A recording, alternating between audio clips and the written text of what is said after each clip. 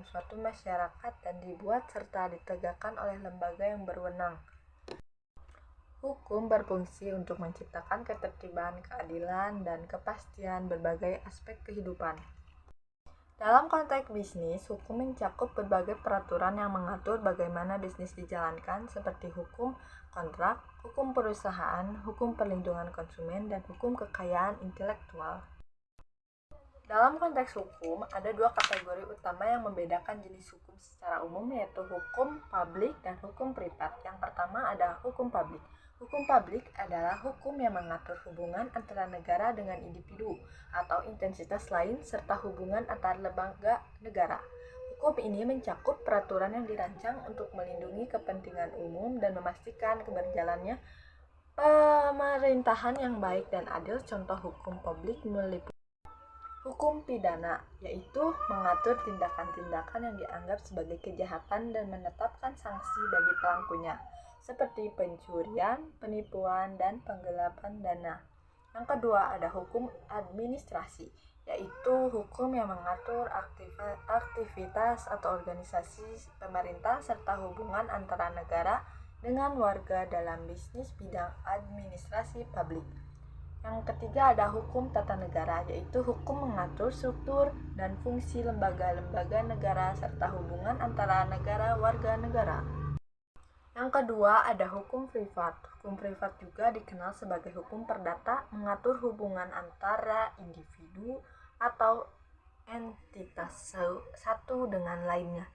Hukum ini berfokus pada hak dan kewajiban perdata di antara para pihak yang terlibat dan dirancang untuk menyelesaikan perselisihan pribadi dan kepentingan perorangan. Contoh dari hukum ini adalah hukum perdata mengatur hubungan dan kepentingan antar individu atau intensitas seperti hukum keluarga, hukum kontrak, dan hukum waris. Yang kedua ada hukum dagang atau komersial, yaitu mengatur kegiatan perdagangan dan bisnis termasuk hukum kontrak, hukum perusahaan, dan hukum kepailitan. Macam-macam pembagian hukum menurut sumbernya. Yang pertama ada hukum undang-undang, yaitu hukum yang tercantum dalam peraturan perundang-undangan. Yang kedua ada hukum adat, itu hukum yang terletak dalam peraturan-peraturan kebiasaan. Yang selanjutnya ada hukum traktat, yaitu hukum yang ditetapkan oleh negara suatu dalam perjanjian negara. Dan selanjutnya ada hukum jurisprudensi, yaitu hukum yang terbentuk karena keputusan hakim. Dan yang terakhir ada hukum doktrin, yaitu hukum yang terbentuk dari pendapat seseorang atau beberapa orang sarjana hukum yang terkenal dalam ilmu pengetahuan hukum.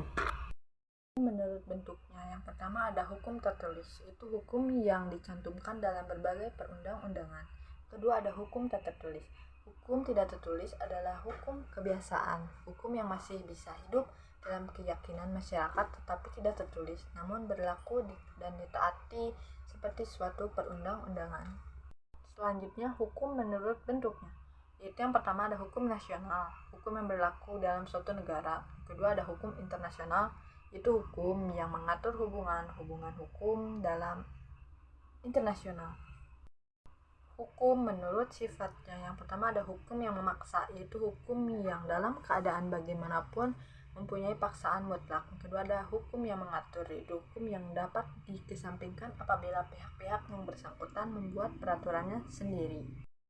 Hukum menurut wujudnya, yang pertama ada hukum objektif, yaitu hukum dalam suatu negara yang berlaku. Yang kedua ada hukum subjektif, yaitu hukum yang timbul dari hukum objektif dan berlaku pada peraturan tertentu atau lebih disebut dengan hak.